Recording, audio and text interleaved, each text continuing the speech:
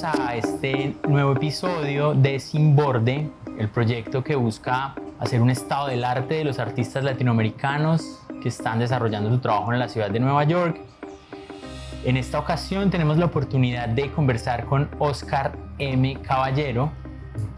Oscar M. es arquitecto y artista nicaragüense. Tiene estudios de pregrado en la Universidad UAM de Nicaragua y estudios de maestría en la Universidad de Columbia de Nueva York. Bienvenido, Oscar. Gracias. Qué alegría que estés con nosotros. No, igual, gracias por invitarme. Quisiera como que nos cuentes acerca de cómo es esa relación que encontraste entre el arte y la arquitectura. ¿Cómo fue ese primer interés como hacia el arte, ¿no? Siendo de formación, pues teniendo una formación de arquitecto. Creo que, o sea, por el contexto de Nicaragua, no hay tanta oportunidad a hacer como carrera artística. No siempre está la presión de que tenés que elegir una carrera que también te dé como, te sustente, te dé como un diploma. Y realmente elegí arquitectura porque sentí que era la que englobaba como la mayor parte de medios. Yo quería hacer diseño gráfico al inicio también. Wow.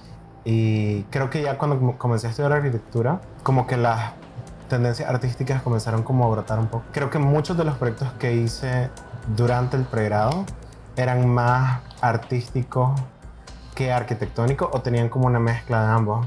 Creo que con la parte de arte, por lo que no hay un lenguaje o no hay como una expresión como consolidada, no le daba como tanta importancia. Fue hasta que vine acá. Y de hecho, antes de estudiar el máster, apliqué a becas, o sea, becas chiquitas como para ayudarme, y usé los proyectos que eran como arquitectura y arte para concursos de arte.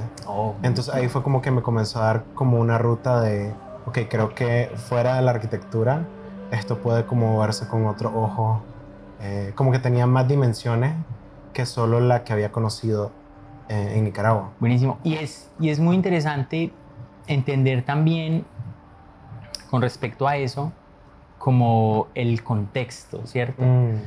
Como nos cuentas un poco cómo fue ese contexto, digamos, como del arte en Nicaragua, ¿cierto? Y el contraste que hay como con lo que sucede acá en Nueva York, o cómo ha, digamos, afectado eso, o no afectado, o sí, más bien qué afectaciones ha traído en ti la ciudad. Creo que la mayor parte de veces cuando digo esta analogía nadie la entiende, pero por alguna forma New York es más similar de lo que me hubiera podido imaginar a Masaya, que es de donde soy, que es un pueblo, no es la capital, pero no es una metrópolis, no hay edificios altos, pero hay como una sobreestimulación cultural, urbana, que creo que es muy similar a lo que tal vez experimento aquí en Nueva York.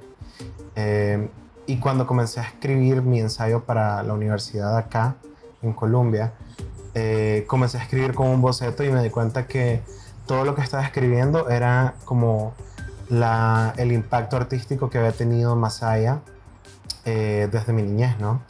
Desde bailar, o sea, bailaba en la secundaria, estaba dentro de un cuerpo de baile, que luego eso como carreó un poquito a los inicios de pregrado.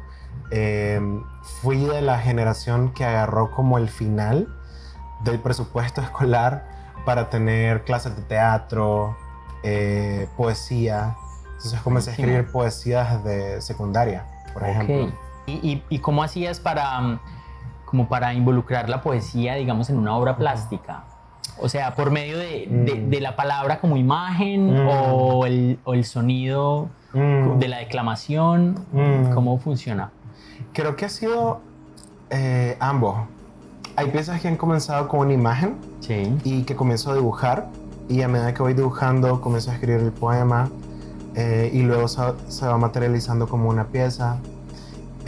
Ha sido mucho de como historia, de sentarte a escuchar historias de alguien. Y realmente comenzó porque eran regalos que hacía gente como cercana. Y luego se tradujo más a la autorreferencia. Comenzó más como a escuchar y crear algo de la historia de alguien más y luego comencé a indagar en mi propia historia y comencé como a escribir y a mezclarlo con una pieza.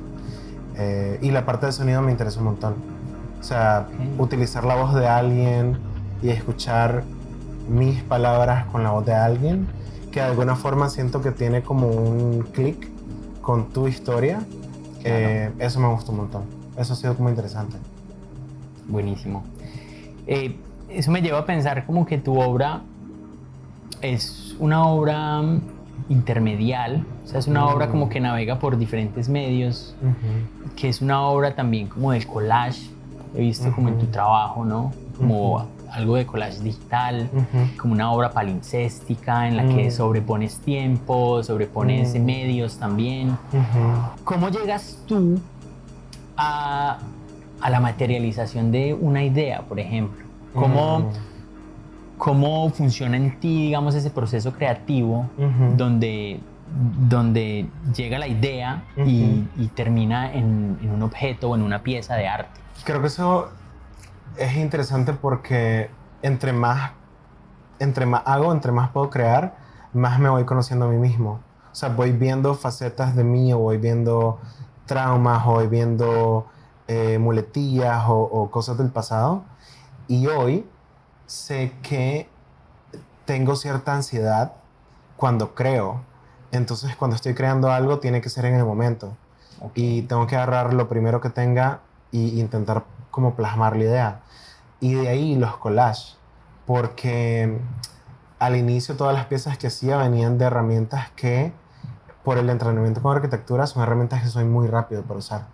Entonces tenía que venir y plasmar una idea y eran como trazos de pensamientos, de palabras, de obras, de fotografía. Y el collage me ha permitido como llegar a un balance entre la velocidad de las imágenes que veo en mi cabeza y la rapidez de mis manos para materializarla. Y claro, después hay un proceso como de balance, de equilibrar, de añadir capas. La poesía es igual. Son como líneas que han venido en diferentes momentos y tengo que escribirlas. Entonces como que intento hacerlo muy orgánico y que no sea como tan planeado. Y después solo desarrollar el músculo para seguir como masajeando la obra. Como una especie de intuición también. Súper intuitivo, sí. De hecho, por eso es que muchas veces colaborar se me es difícil cuando son proyectos muy personales, porque a veces no puedo explicar por qué estoy enfocado en algo, solo sé que son imágenes y en el proceso voy como aclarando, ok, me interesaba esto por esta otra información y viene de una memoria personal que muchas veces es espacial también, es del lugar en el que vivíamos.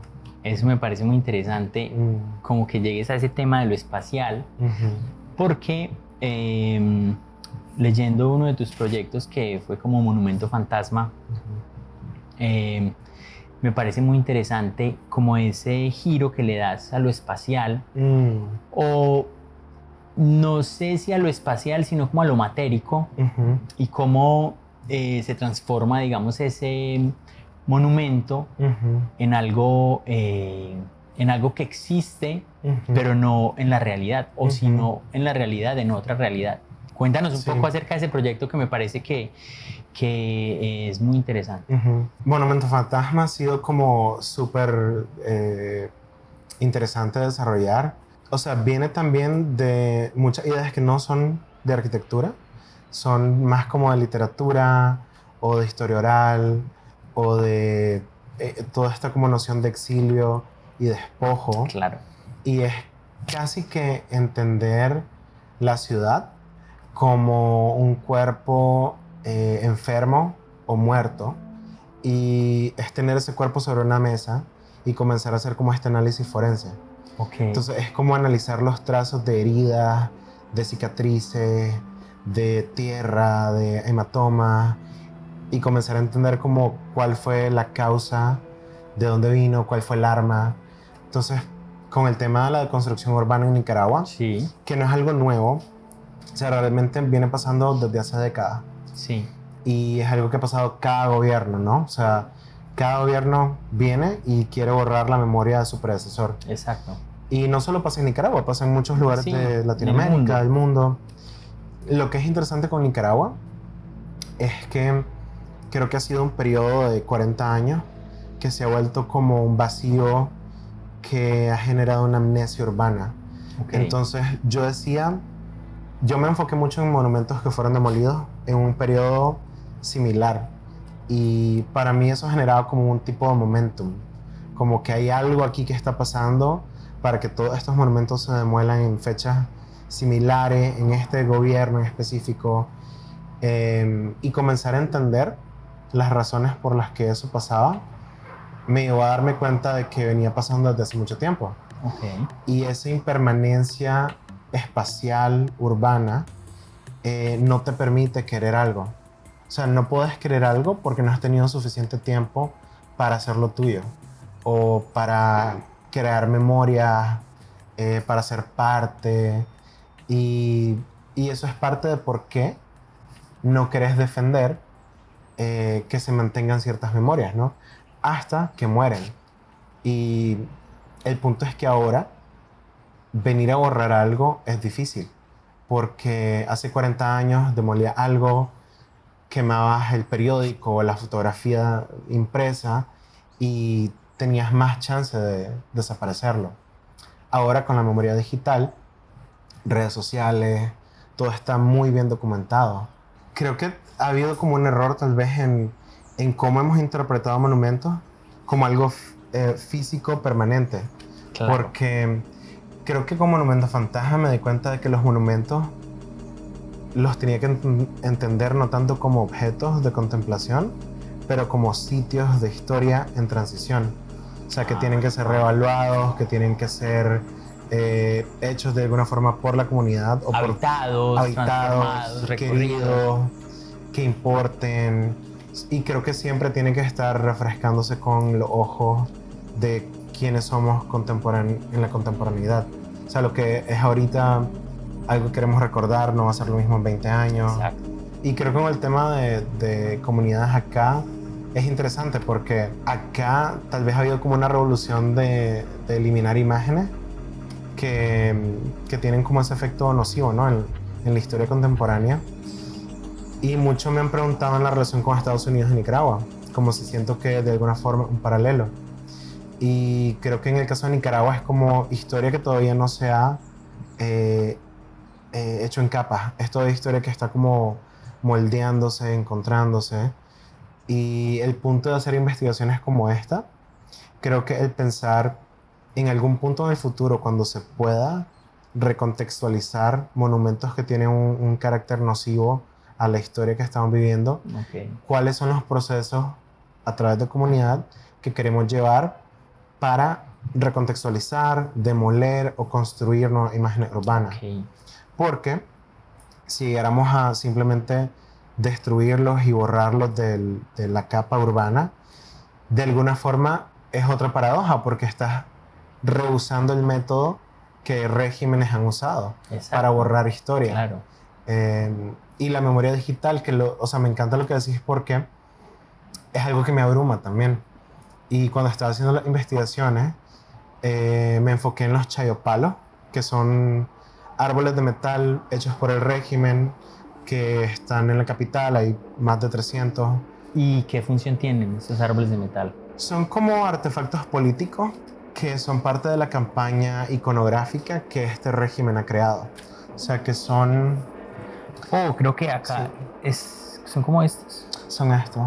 Entonces son árboles de 13 metros de alto que generan un costo enorme al país en manufacturación, energía, no tienen un contexto, un bagaje cultural histórico, Ni una función. ni una Es función. una función decorativa, pero inútil Sí, totalmente. y forman parte del monopolio de propaganda que está populando la capital. Entonces, durante las protestas de 2018, como un acto no solo de protesta, sino también como de revertir ese esquema de poder, porque al final este tipo de monumentos son extensiones del régimen. Claro. La gente protestando lo estaba talando. como si fueran árboles de Bellísimo. verdad. Y fue fue un momento impresionante. Ahí es donde se hace el monumento, ¿no? Ahí es donde se hace el monumento. Y eso me impactó mucho.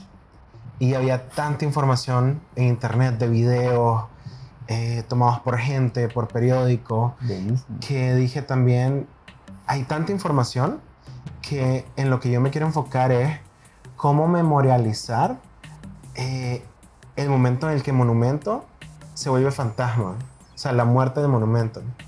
Y comencé a desarrollar esta pieza con la tala de los chavepalos, Ok. en el que agarré muchos de esos videos de ese océano en internet y lo edité enfocándome en los 6 segundos que toma para el árbol caer y extender esa muerte a fraccionar esos 6 segundos en 20 cuadros.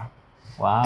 Y comenzar como a analizar qué es lo que pasa en ese momento de transición y en esos fragmentos de memoria como esporádica, fragmentada, y que creo que ahí hay un monumento en sí, en esa memoria digital rescatada y rematerializada. Claro. Que ahí aparece una obra. Ahí aparece una obra, sí. Exacto. Sí. Pero tú esa obra no la haces pensando en que es un monumento, ¿o sí? Creo que de alguna forma no. Creo que, pero puede ser que para alguien sí lo sea. Ok. Para mí tiene como más un carácter como documental Perfecto. y de hecho es parte de una secuencia de piezas que yo estaba llamando maquetas memográficas.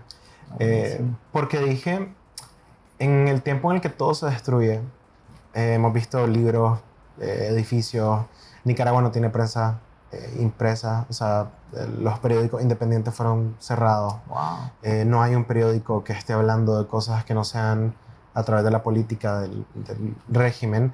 Entonces dije, puedo como crear un puente de lo digital anclado a lo análogo o a lo post-digital y ahí como que estaba generando estos artefactos que eran artefactos para capturar memoria y me lo imaginaba un poco como un escáner y esta pieza en particular de la tala es un poco sarcástica también Sí.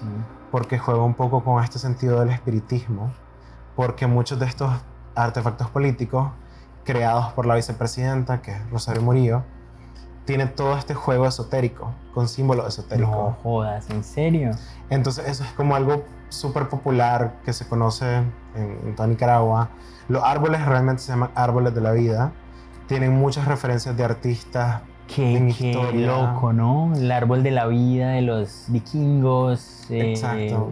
Gustav Klimt. ¿Cómo llega a convertirse en eso? En Sí. una herramienta de propaganda. Sí. Que es un collage en sí. Porque no hay un proceso de creación como histórico contextual. Es un collage Claro. de referencias que sirven un propósito y que son pintados de colores que conforman esa propaganda. Wow.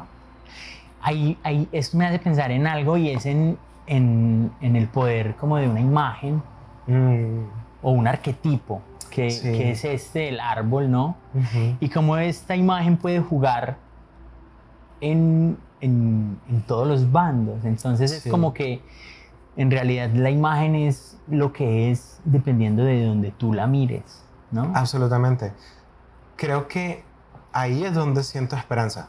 O sea, en esta investigación de Monumento Fantasma, la meta, así como de todo el proceso, quiero que sea poder desarrollar una metodología de cómo podemos recontextualizar monumentos que tienen una memoria tan dolorosa como los árboles de la vida o chayopalo.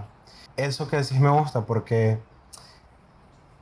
podemos imaginar que esos árboles de metal con luces podemos diseñar como su deconstrucción. O sea, ¿qué pasa si remueves las capas de metal y remueves toda la bujía y quedas con un esqueleto urbano que puede ser recontextualizado a través de vegetación? Y de repente, esos 300 árboles en la capital pueden ser como estaciones verdes que inviten a flora, fauna urbana. Wow. Y es un recordatorio de un tiempo que pasó, que se sobrevivió y que tal vez esté en proceso de sanación. Buenísimo. ¿O qué tal que se funda ese metal? Que se funda ese metal. Eso me recuerda Sí. mucho a algo que sucedió en Colombia Ujú. y fue, digamos, la desmovilización de la guerrilla de las FARC Ujú. en 2015, 2016. Ujú. Pues con el armamento Ujú. que ellos entregaron, Sí. lo que hizo como el Estado Ujú. y el Ministerio de Cultura Ujú. fue construir un monumento Mm. que se llama Fragmentos. Y Fragmentos es increíble, ¿por qué? Porque es un espacio Ujú. expositivo, es como una especie de galería, Mm. y el piso de la galería está hecha del metal fundido de esas armas. Sí, he visto la obra. Pero entonces, a ver, esta obra de Fragmentos me parece interesante en la medida que se tiene un fin y es generar exposiciones de arte que hablen acerca de la memoria. Ok. Entonces es como un monumento, Ujú. pero como una especie de contramonumento, Sí. por decirlo de alguna manera, Sí. contramonumento activo además, Ujú. porque todo el tiempo están sucediendo cosas ahí Y que se está activando. y se está activando constantemente. Sí. Y eso me parece interesante y me hace Sí. pensar como en que es algo que podría suceder con el tiempo en Sí. Nicaragua.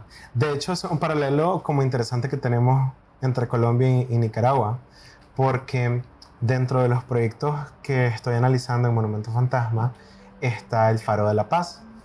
Fue un monumento que se construyó en 1990 o se inauguró en 1990 y marcaba el final de la guerra civil y era la transición a tener de vuelta democracia. Ok. Fue la primera presidenta, o sea, presidente mujer que tuvimos en Nicaragua, y todas las armas de la guerra civil se agarraron y se fundieron para generar las bases, las fundaciones de este monumento que era el Faro de la Paz.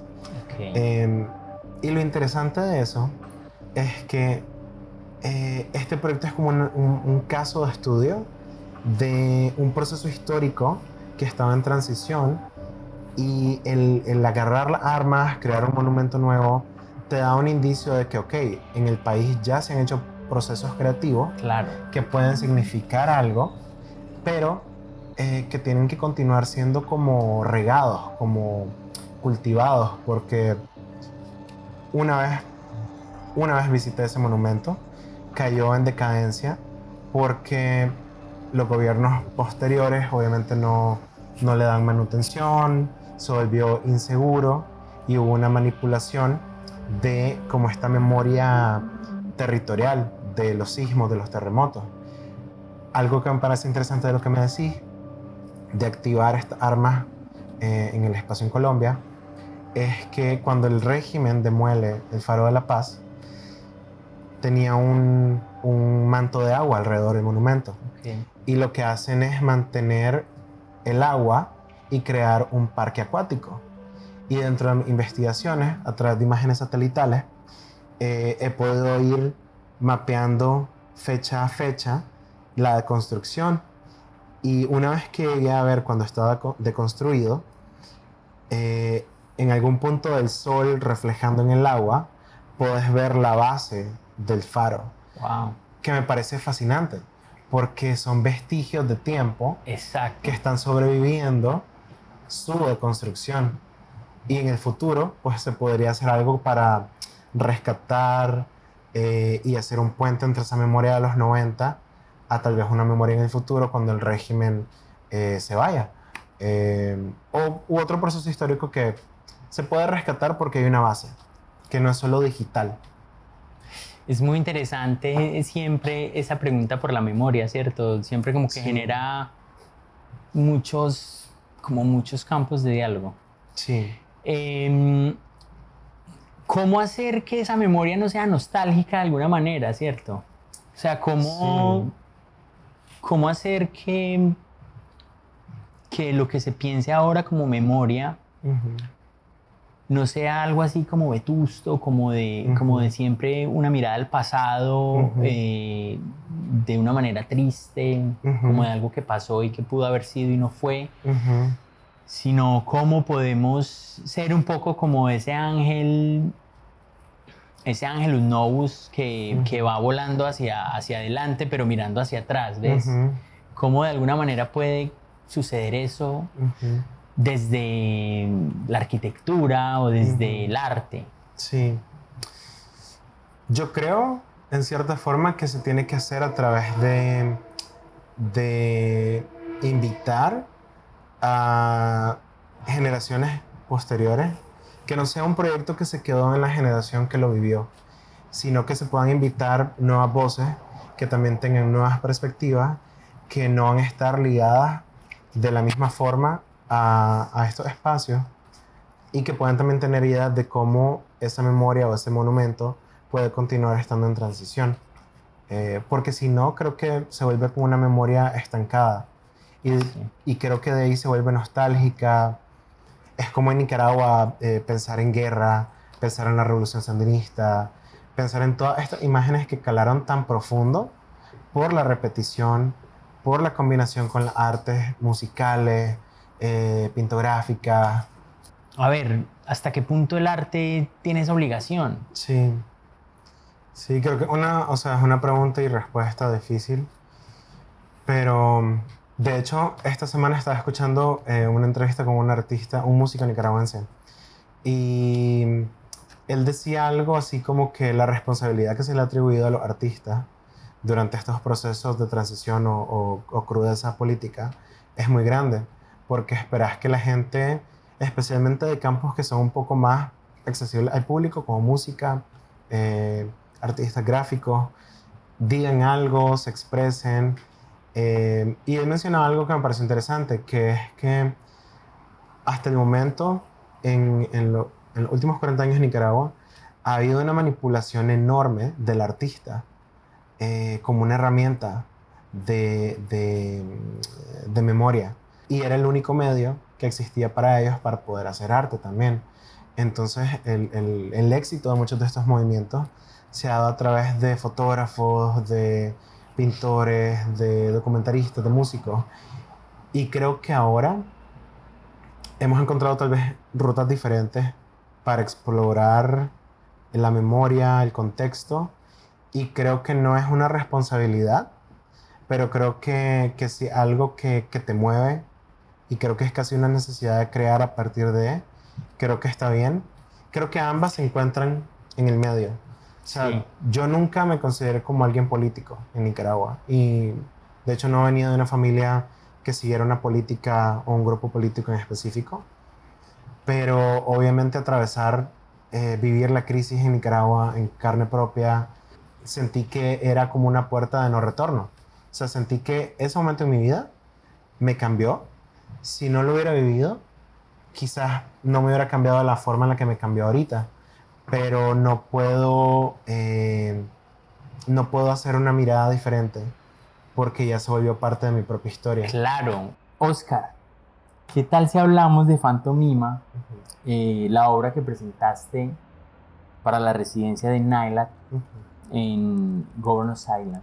Cuéntanos un poco acerca de eso, qué mostraste, qué tienes ahí. Sí. Fantomima fue el nombre de la residencia y la traté como un tipo de instalación espacial que iba progresando a medida que estaba en la residencia.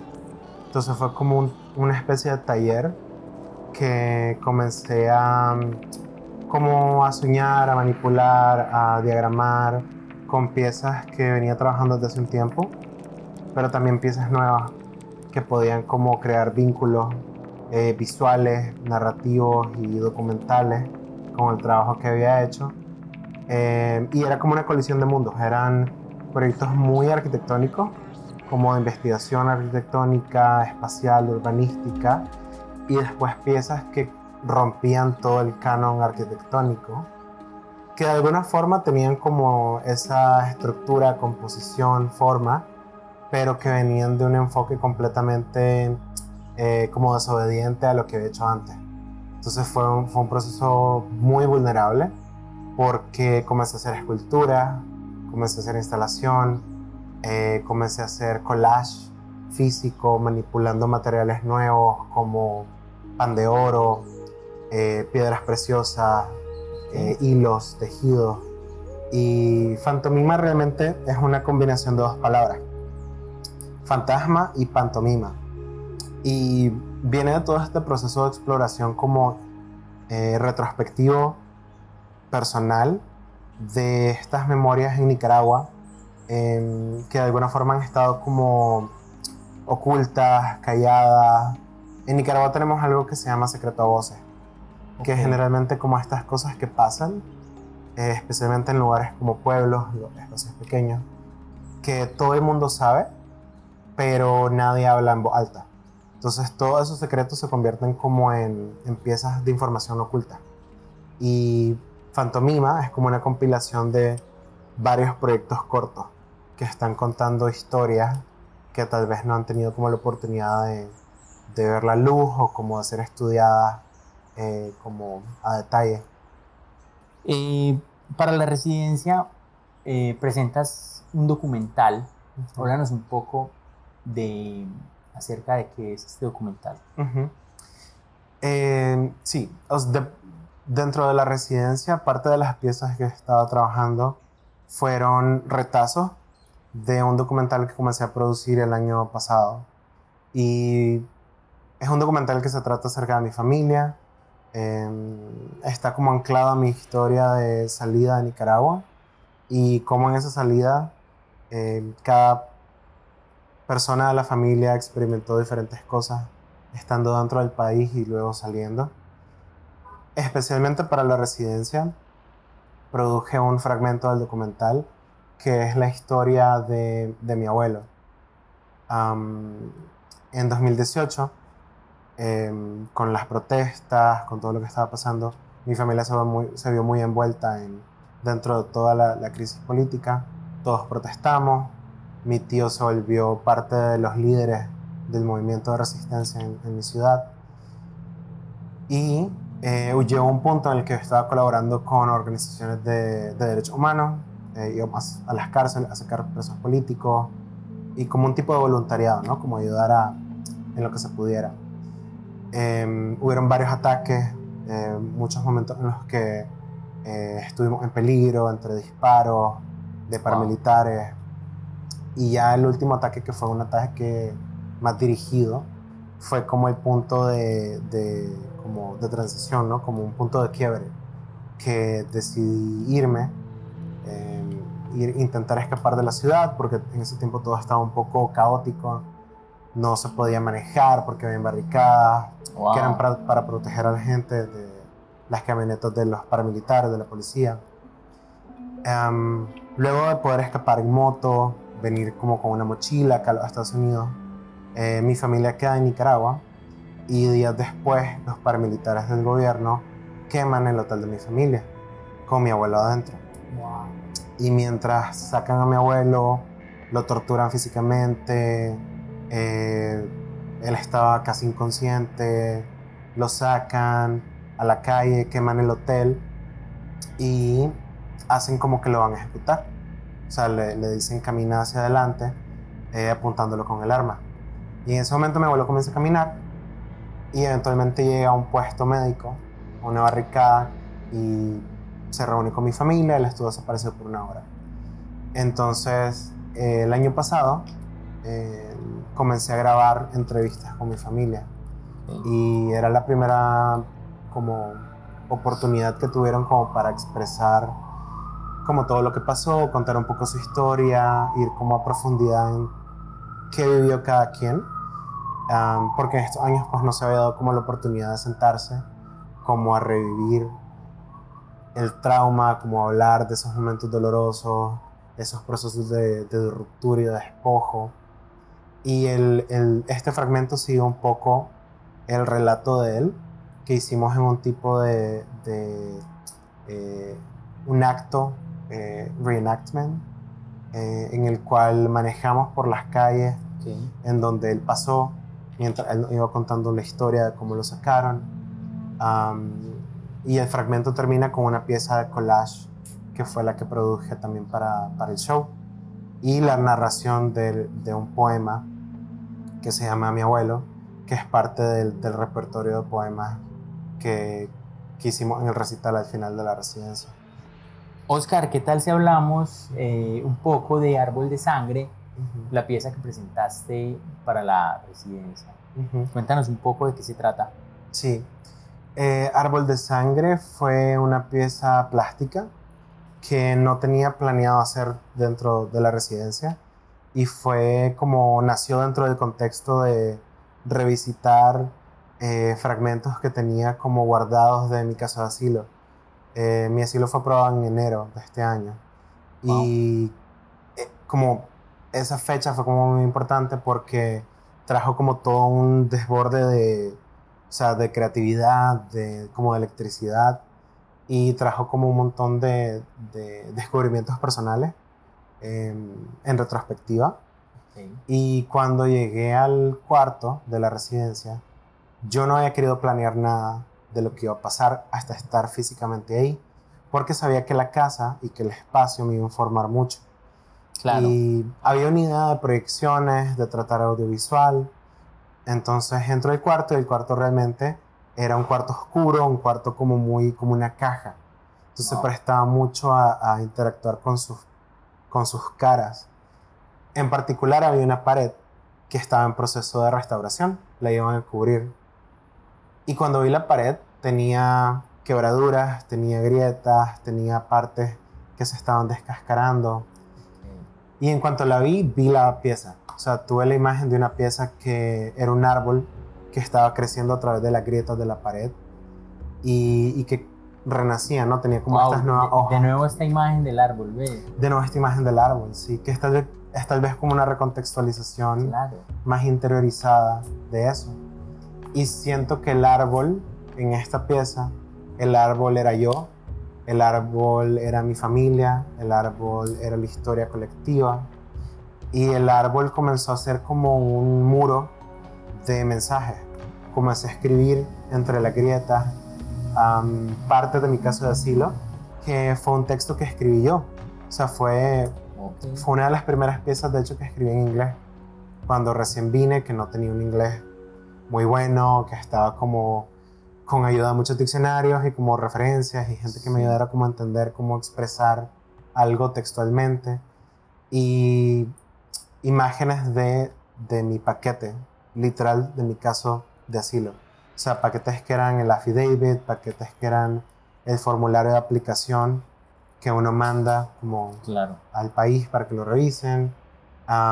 Y fueron como escenas en un caleidoscopio de hoja en acetato que en cierta forma eran como una anotación de la vulnerabilidad que había sentido al tener que en muchas formas compartir mi caso, hablar de lo que había pasado y como celebrar un poco las cicatrices que habían quedado durante el proceso. Claro. Mías y de mi familia también. Entonces creo que hacer esa pieza fue como una clausura de un proceso de 6 años, de lidiar con toda esta burocracia en los Estados Unidos, de llevar un tipo de este proceso tan difícil, que obviamente para cada quien es diferente, ¿no? Claro. Pero creo que para todos es difícil. Sí. Y fue como una buena clausura, fue como terminar a una buena nota, haciendo como una memorialización de esos años. Y ahora cuéntanos un poco acerca del final de la residencia, que fue la clausura de tu estudio, fue un recital de poesía, sí, donde recitaste la poesía, los poemas que has escrito sí, para este proyecto y los que has escrito a lo largo de tu vida, supongo. Sí, sí. Hay una parte de mi affidavit que era poesía. O sea, hay muchas partes que escribí como poemas y los integré a mi caso, a mi historia de asilo. Wow. Y fueron partes de esas oraciones que una de ellas decía, por ejemplo, que mi voz es un eco de las voces de otras personas que han sido calladas. Entonces siempre imaginé que el final de la residencia pudiera tener como no solo mi voz, sino las voces de otras personas que de alguna forma siento que han pasado por procesos similares. Claro. Y fue muy orgánico, no fue nada como tan cronometrado, tan orquestado, pero eran todos hombres recitando la poesía. Y eran personas que han estado acá 40, 30 años en Estados Unidos, viniendo de procesos migratorios, de momentos de crisis política, personas que están en sus 40, en sus 30, en sus 20. Entonces era como un transgeneracional, y cada poema que otorgué como a cada persona, creo que hablaba un poquito también de la historia personal de cada uno. Wow. Y eso fue muy especial. O sea, creo que fue bonito ver cómo cada persona conectaba con el poema desde su propia historia. Y cada quien tuvo la oportunidad también de compartir qué sintieron con el poema y cómo sentían que se ligaba a su propia historia migratoria. Algo que fue una sorpresa y que fue también como muy como un buen broche de cierre. Uno de los poemas realmente es parte del documental que estoy escribiendo, y es mi salida, mi escape de Masaya en moto. Wow. Y ese fragmento fue leído por René, que fue la persona que me ayudó muchas veces durante las protestas, porque estábamos protestando juntos, y vimos todo ese momento de crisis política juntos. Y él salió eventualmente y está acá ahora en Estados Unidos. Wow. Ambos migrantes, ambos artistas, y escuchar ese texto ser leído bajo su voz fue como esta especie de espejo también, Claro. que creo que reverbera y va a seguir reverberando, creo, para otras personas que puedan escucharlo. Oscar, me gustaría saber cómo es esa experiencia o cómo es la vida.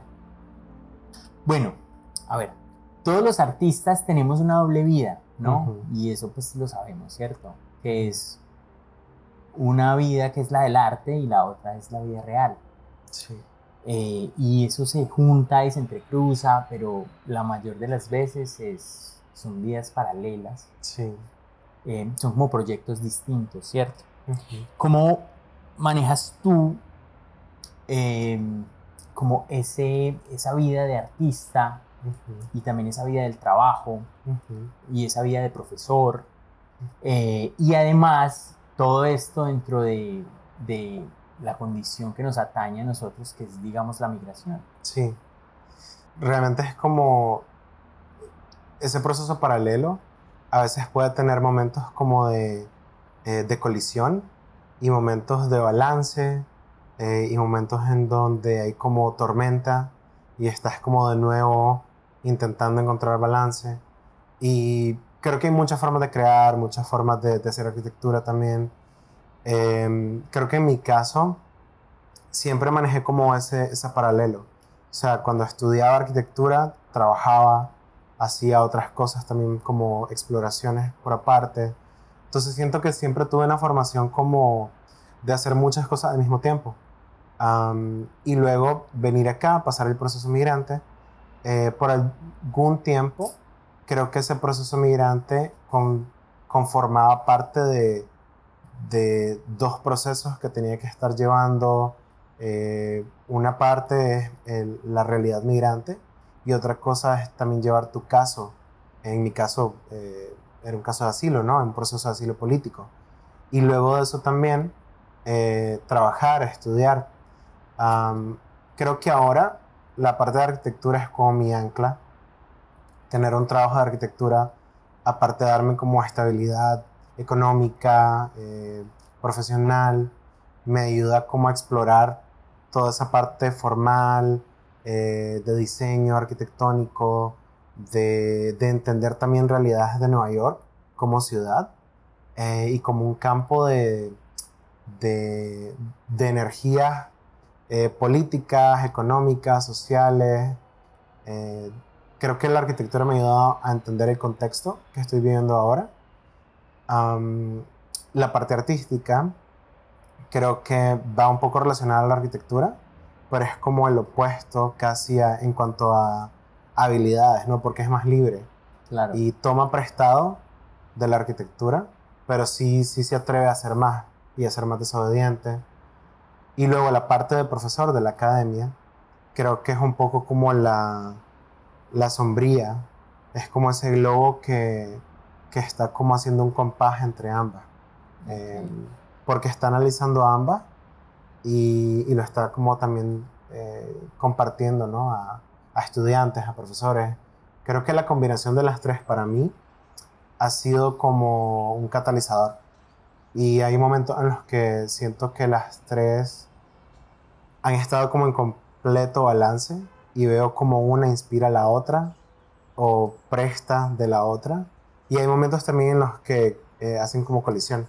Entonces hay como una disputa interna de esto no puede ser así porque lo aprendí de acá. Entonces también es como reconciliar todos esos aspectos Claro. que vivís en un solo cerebro. Este proyecto incluso trata como de generar ese tipo de, como de preguntas, ¿ves? Ujú. ¿Qué es arte latinoamericano? ¿O qué hay dentro de, se puede hablar de un arte latinoamericano? ¿Eso se puede ver de alguna manera? ¿O hay un arte colombiano? ¿O hay un arte nicaragüense? Ujú. Entonces, como que de repente ese tipo de nostalgias que genera la identidad, pues a mí me hace como plantearme estas preguntas, ¿ves? Sí, Entonces, ¿cómo desde el arte uno podría, mm, cómo podría plantearse eso? sí. Sí, creo que la parte del romanticismo es como una ruta peligrosa porque, y creo que lo es, hay como muchos tipos de artistas migrantes, ¿no? Porque entre más tiempo estás en un lugar, más comenzas como a aclimatizarte, a entender otro contexto, tu obra inherentemente comienza a cambiar, comienza a evolucionar. Y algo que yo noto que es interesante es ver a artistas nicaragüenses que han estado tiempo acá, eh, tienen un enfoque que de alguna forma habla de lo que ellos conocieron de Nicaragua y a su época acá. Um, Hay medios que también te llevan a romantizar más que otros, creo. Y en mi caso, creo que con las investigaciones como más documentales, académicas, me pasa que estoy como en constante proceso de autoanalizarme. Como si bien estoy analizando algo que puede sonar o parecer romántico, creo que los hechos como la bibliografía, la literatura, como el análisis más objetivo, me ayuda a anclarme y tal vez a salir un poco del romanticismo, porque en ese proceso es donde también me permito eh, contrastar si está bien o no está bien, o cómo me afecta o cómo no. Y creo que en algunas investigaciones ha surgido más como esa pregunta de cómo romper con el romanticismo, como cuando, por ejemplo, analizo espacios queer y generaciones queer también. Personas que han sido queer por muchos años en Nicaragua, que son folcloristas, marimberos, preservadores como de toda esa cultura, de ese bagaje colonial, de muchas formas, y artistas queer más recientes, que están como construyendo eso. Entonces, creo que ahí también hay como un choque de ese romanticismo que ellos, que son mis casos de estudio, están intentando romper entre sí. Y casos así me han permitido como tal vez abrir los ojos un poco más a, ok, voy a tomar dos pasos atrás, voy a reanalizar, voy a reevaluar Claro. y qué es lo que yo creo, qué es lo que yo siento acerca de eso. Oscar, muchas gracias. Ahora creo que sería bueno que conversáramos un poco acerca de qué proyectos tienes, proyectos a corto plazo y mediano plazo. Cuéntanos un poco de qué se viene para ti el próximo año, este año, qué hay. Sí. Bueno, creo que ahorita ha sido como un proceso de dejar permear la residencia, de poder como analizar un poco esos 2 meses, el proceso, analizarlo, estudiarlo. Y creo que la curaduría, que es como el paso el que me estoy adentrando, me está permitiendo tener como ese momento de consolidación entre todas esas formas que hay para crear narrativa.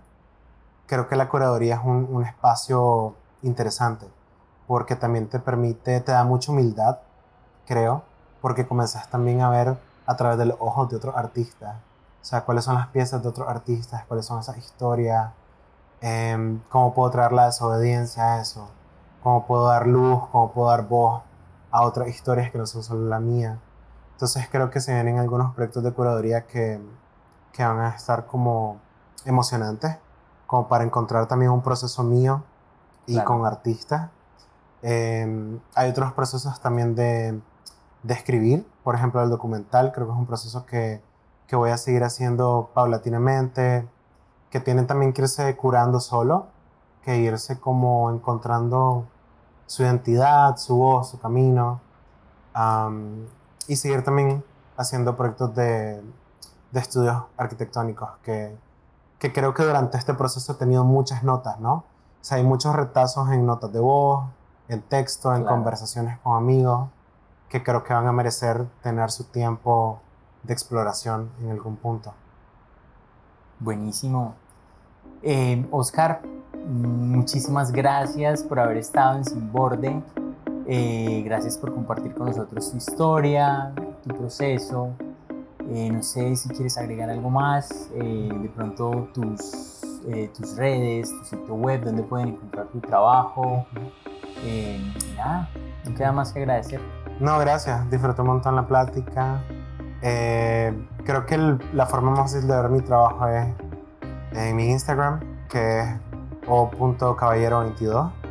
Y hay como links a los ensayos que he publicado y obras que están como en mi website también, que es oscarmecaballero.com. Buenísimo. Gracias y nos vemos. Gracias.